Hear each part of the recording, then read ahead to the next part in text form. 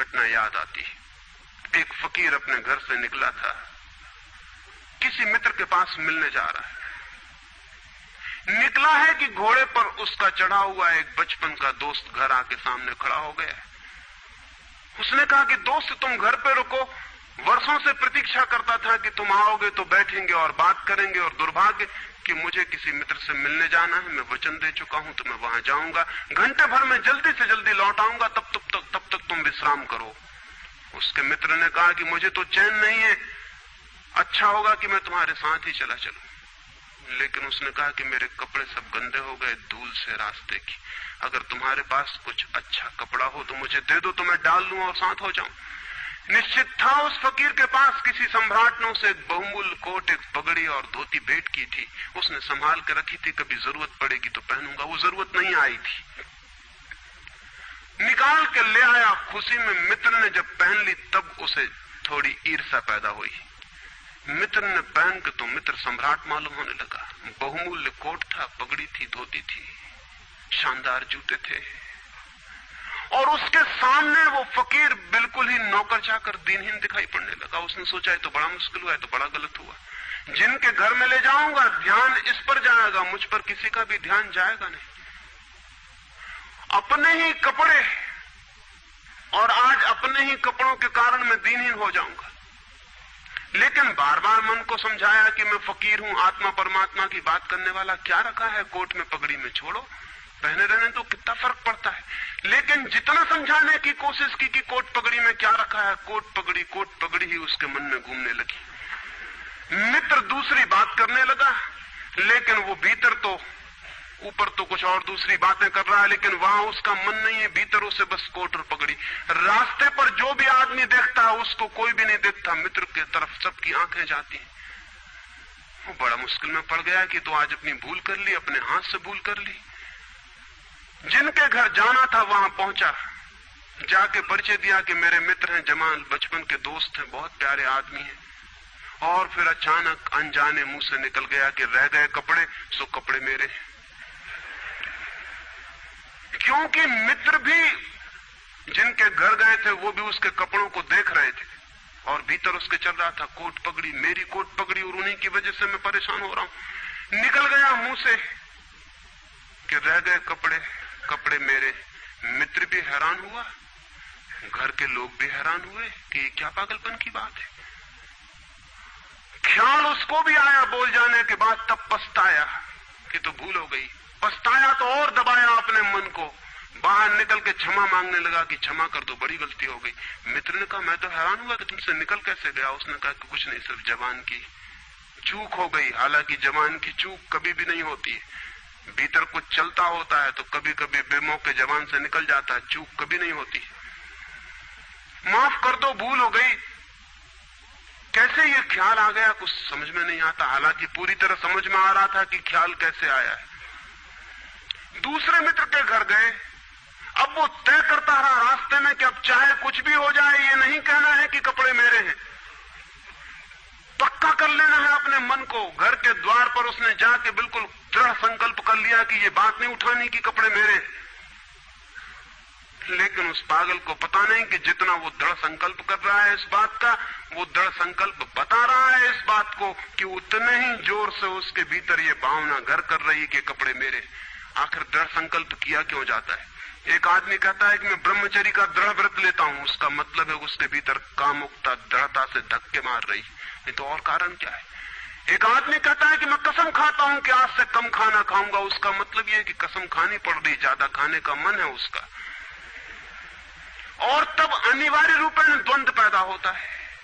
जिससे हम लड़ना चाहते हैं वही हमारी कमजोरी है, और तब द्वंद्व पैदा हो जाना स्वाभाविक है। वो लड़ता हुआ दरवाजे के भीतर गया, संभल संभल के बोला कि मेरे मित्र हैं, लेकिन जब वो बोल रहा है तब उसको कोई नहीं देख रहा, उसके मित्र कोई उस घर के लोग देख रहे हैं। तब फिर उसे ख्याल आया कि मेरा कोट, मेरी पगड़ी। उसने कहा कि दृढ़ता से कसम खाई है, इसकी बात नहीं उठानी। मेरा क्या है कपड़ा लत्ता, कपड़े लत्ते किसी के होते हैं, ये तो सब संसार है, ये तो सब माया है। लेकिन ये सब समझा रहा है, लेकिन असलियत तो बाहर से भीतर, भीतर से बाहर हो रही। समझाया कि मेरे मित्र हैं, बचपन के दोस्त हैं, बहुत प्यारे आदमी हैं, रह गए कपड़े, कपड़े उन्हीं के हैं, मेरे नहीं है। घर के लोगों को ख्याल आया कि कपड़े उन्हीं के हैं, मेरे नहीं है।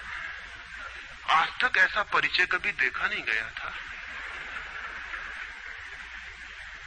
बाहर निकल के क्षमा मांगने लगा कि बड़ी भूल हुई जा रही, मैं क्या करूं क्या ना करूं, ये क्या हो गया है मुझे। आज तक मेरी जिंदगी में कपड़ों ने इस तरह से मुझे नहीं पकड़ा था, किसी को नहीं पकड़ा। लेकिन अगर तरकीब उपयोग में करें तो कपड़े पकड़ ले सकते हैं। मित्र ने कहा मैं जाता नहीं तुम्हारे साथ, पर वो हाथ जोड़ने लगा कि नहीं ऐसा मत करो, जीवन भर के लिए दुख रह जाएगा कि मैंने क्या दुर्व्यवहार किया। अब मैं कसम खा के कहता हूं कि कपड़ों की बात ही नहीं उठानी। मैं बिल्कुल भगवान की कसम खाता हूं कि कपड़ों की बात नहीं उठानी। और कसम खाने वालों से हमेशा सावधान रहना जरूरी है, क्योंकि जो भी कसम खाता है उसके भीतर उस कसम से भी मजबूत कोई बैठा है जिसके खिलाफ वो कसम खा रहा है। और वो जो भीतर बैठा है वो ज्यादा भीतर है, कसम ऊपर है और बाहर है।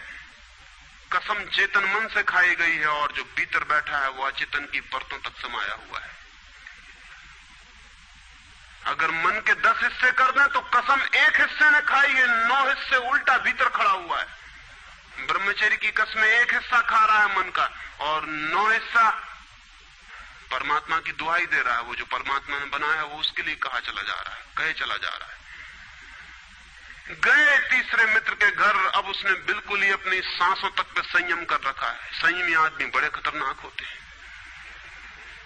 क्योंकि उनके भीतर ज्वालामुखी उबल रहा है और ऊपर से वो संयम साधे हुए हैं।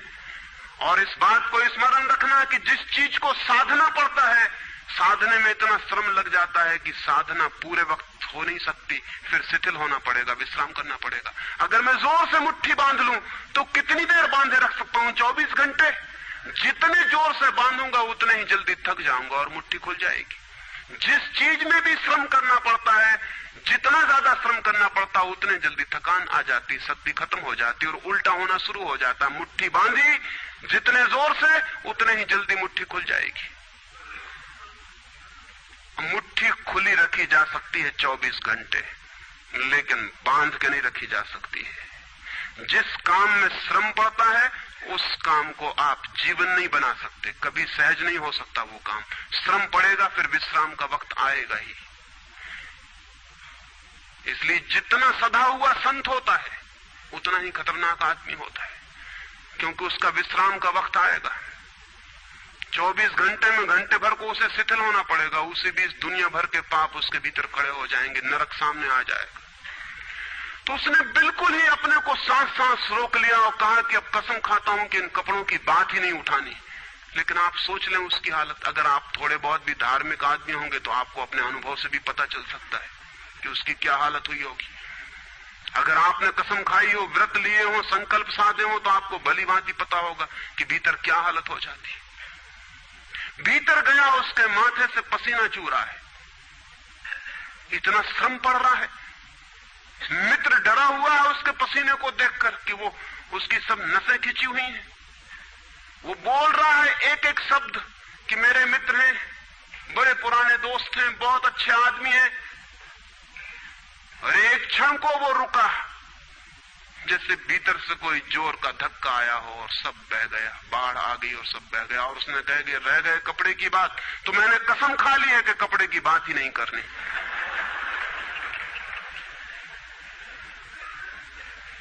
ये जो इस आदमी के साथ हुआ वो पूरी मनुष्य जाति के साथ सेक्स के संबंध में हो गया है। सेक्स को ऑब्सेशन बना दिया, सेक्स को रोग बना दिया, घाव बना दिया और सब विषाक्त कर दिया, सब विषाक्त कर दिया। छोटे छोटे बच्चों को समझाया जा रहा कि सेक्स पाप है, लड़कियों को समझाया जा रहा, लड़कों को समझाया जा रहा कि सेक्स पाप है।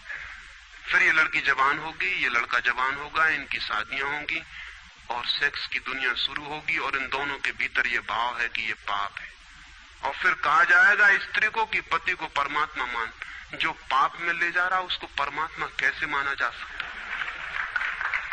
ये कैसे संभव है कि जो पाप में घसीट रहा है वो परमात्मा हो?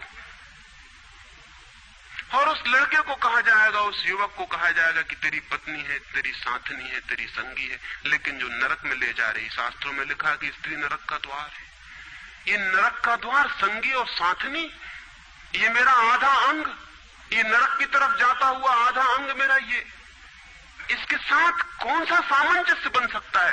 सारे दुनिया का दाम्पत्य जीवन नष्ट किया है इस शिक्षा ने। और जब दंपति का जीवन नष्ट हो जाए तो प्रेम की कोई संभावना नहीं रही, क्योंकि जब पति और पत्नी प्रेम न कर सके एक दूसरे को, जो कि अत्यंत सहज और नैसर्गिक प्रेम है, तो फिर कौन और किसको प्रेम कर सकेगा? इस प्रेम को बढ़ाया जा सकता है कि पत्नी और पति का प्रेम इतना विकसित हो, इतना उदात्त हो, इतना ऊंचा बने कि धीरे धीरे बांध तोड़ दे और दूसरों तक फैल जाए।